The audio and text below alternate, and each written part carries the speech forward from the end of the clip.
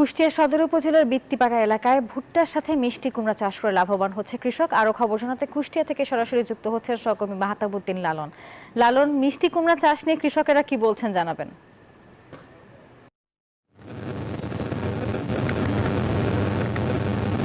নাফিসা, আমি এই মুহূর্তে রয়েছি কুষ্টিয়া সদর উপজেলার বৃত্তিপাড়াতে। আমি এই বৃত্তিপাড়ায় এসে কৃষকদের সাথে কথা বলেছি এবং এই মাঠগুলো ঘুরে দেখেছি।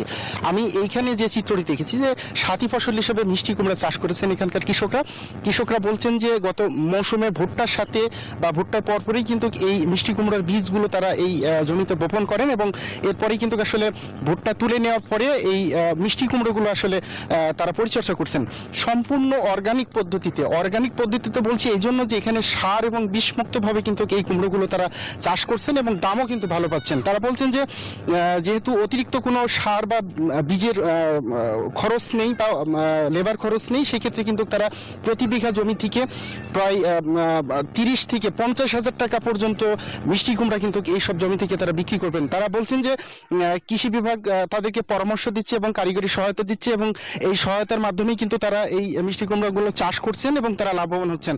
এবং কৃষকরা বলছেন যে আগামী মৌসুমেই কিন্তু তারা এই সাথী ফসল হিসাবে এই মিষ্টি কুমড়া চাষ অব্যাহত রাখবেন। নাফিসা, এই ছিল কুষ্টিয়া সদর উপজেলা থেকে আমার কাছ থেকে সর্বশেষ। লালন, ধন্যবাদ আপনাকে। আরও একবার বিরতি নিচ্ছি, সঙ্গে